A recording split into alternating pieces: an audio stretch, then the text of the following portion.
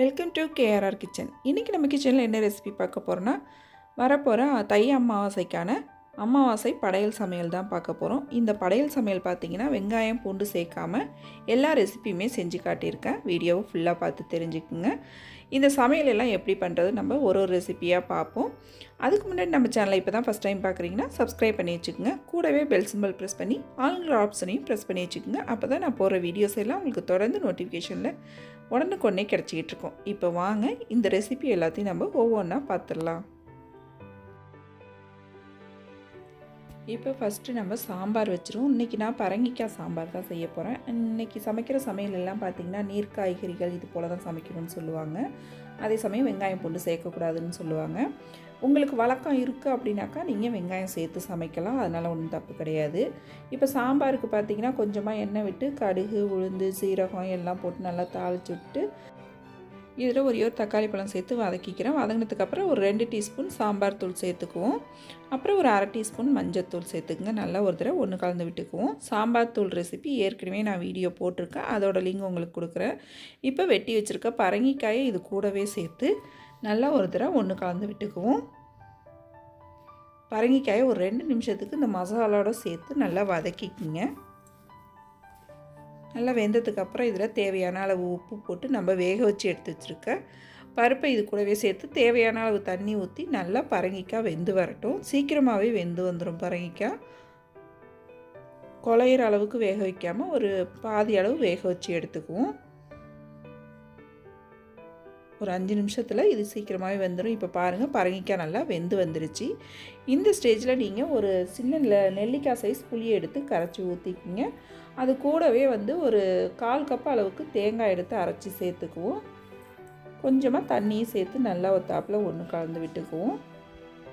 நல்லா ஒரு 5 நிமிஷத்துக்கு கொதிக்க விடுங்க. கொதித்ததுக்கப்புறம் நல்லா கடைசியாக மேலாப்பில் கொஞ்சம் கொத்தமல்லி இலை தூவி அடுப்பு ஆஃப் பண்ணிட வேண்டியதான். இப்போ ரொம்ப சூப்பராக நம்மளோட பரங்கிக்காய் சாம்பார் ரெடி ஆகிடுச்சு.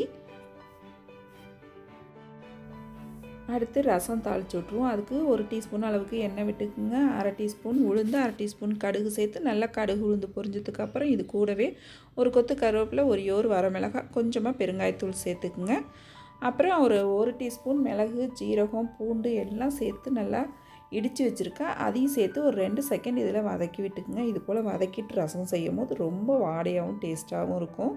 நல்லா ஒரு 2 செகண்ட் வதக்கி விட்டுட்டு இதில் ஒரு நெல்லிக்காய் சைஸ் புளியை நல்லா கரைச்சி அதில் ஒரு தக்காளி பழத்தை சேர்த்து கரைச்சி வச்சுருக்கேன். அந்த தண்ணியை இது கூடவே சேர்த்துக்குவோம். நம்ம சேர்த்ததுக்கப்புறம் இதில் ஒரு 1/4 டீஸ்பூன் மஞ்சள் தூள் சேர்த்துக்குங்க. ரசத்துக்கு தேவையான அளவு உப்பு சேர்த்துக்குங்க. சேர்த்து நல்லா ஒத்தாப்பில் ஒன்று கலந்து விட்டுருங்க. ரசம் கொதிக்கக்கூடாது. அப்படியே நல்லா பொங்கி நுரக்கட்டி வரும். அது வரைக்கும் இருந்துச்சுன்னா போதும். அடுப்பில் மேலாப்பில் கருவேப்பிலை கொத்தமல்லி சேர்த்துக்குங்க. நல்லா இப்போ ரசம் நுரக்கட்டி வரட்டும். இப்போ வந்தோடனே அடுப்பை ஆஃப் பண்ணிவிடுங்க. அவ்வளோதான். இதை நம்ம ஒரு பாத்திரத்துக்கு மாற்றிக்குவோம். இப்போ நம்மளோட ரசமும் நல்லா கமகமன் வாசனையோடு ரொம்ப சூப்பராக ரெடி ஆகிடுச்சு. இப்போ அடுத்து நம்ம காரக்குழம்பு ரெடி பண்ணிக்குவோம். அதுக்கு நல்லெண்ணெய் 2 டேபிள் ஸ்பூன் வச்சுக்கோங்க.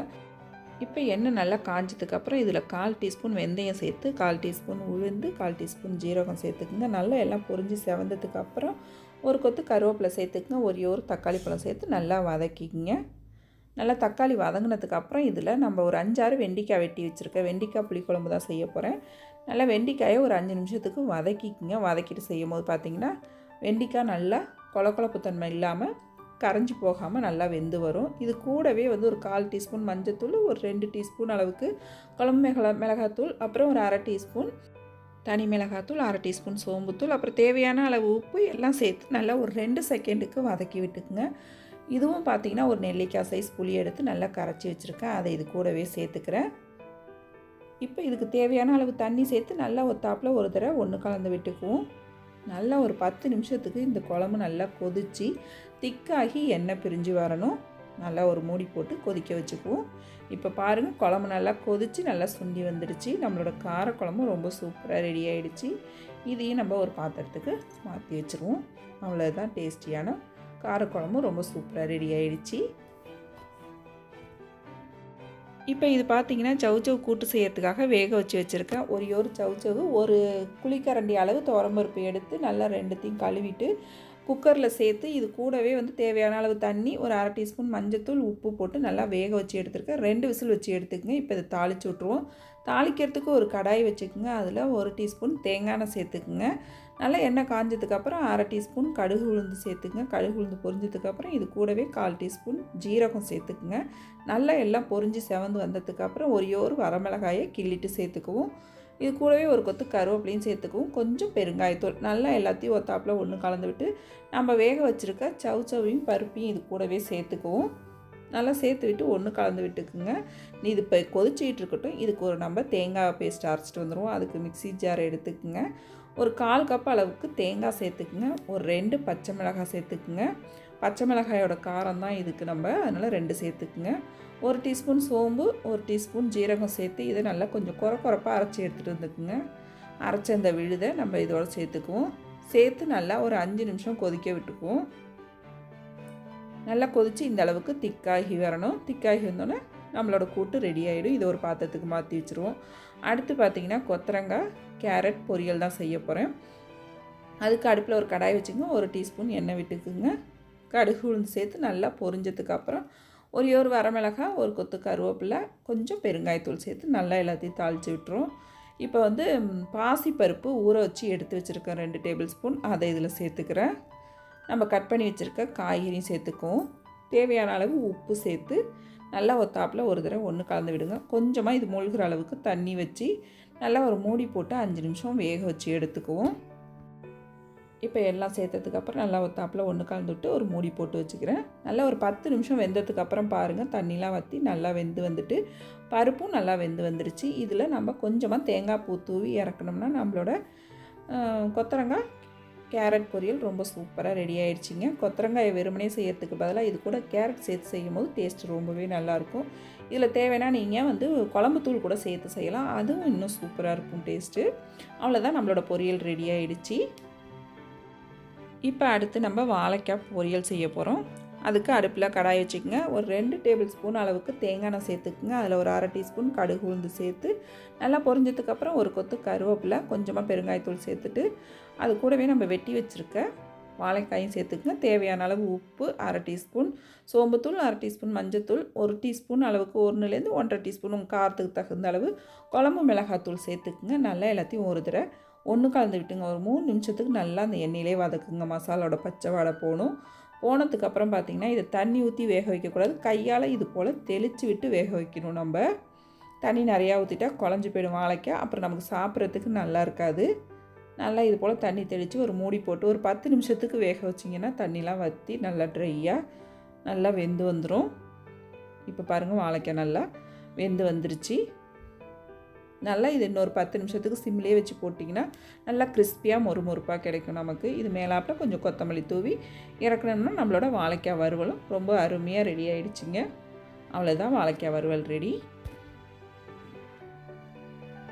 இப்போ அடுத்து நம்ம பாயாசம். இன்றைக்கி நான் பாசிப்பருப்பு ஜவ்வரிசி பாயாசம் தான் செய்ய போகிறேன். நான் ஏற்கனவே 2த்தையும் வேக வச்சு எடுத்து வச்சுக்கிட்டேன். பாசிப்பருப்பு பார்த்திங்கன்னா 1 டம்ளர் எடுத்து நல்லா ஒரு 1/2 மணி நேரம் கழுவிட்டு ஊற வச்சு அதுக்கப்புறம் வேக வச்சுக்கிட்டேன். அதே போல் ஜவ்வரிசியும் பார்த்திங்கன்னா நல்லா ஊற வச்சு வேக வச்சுக்கிட்டேன். இப்போ அதையும் இது கூட சேர்த்துக்குவோம். நைலான் ஜவ்வரிசி அப்படின்னு கேட்டிங்கன்னா கடைகளில் கிடைக்கும். அந்த ஜவ்வரிசியை பயன்படுத்தி பாயாசம் செஞ்சிங்கன்னா டேஸ்ட்டு ரொம்பவே சூப்பராக இருக்குங்க. நம்ம பாயாசத்தில் வந்து கரைஞ்சி போகாமல் அந்த கொழப்பு தன்மையெல்லாம் இல்லாமல் நல்லாயிருக்கும் அந்த ஜவ்வரிசி பயன்படுத்தி நம்ம பாயாசம் செய்யும் போது. இந்த டம்ளரால் தான் நான் பருப்பும் ஜவ்வரிசியும் எடுத்தேன். இந்த டம்ளரால் 2 டம்ளர் அளவுக்கு நாட்டு சர்க்கரை சேர்த்துக்கிறேன். நீங்கள் வெல்லம் சேர்க்குறீங்க அப்படின்னாக்கா ஒரு 1.5லேருந்து 1.25 டம்ளர் அளவு வெல்லத்தை துருவிட்டு அளந்து சேர்த்துக்குங்க.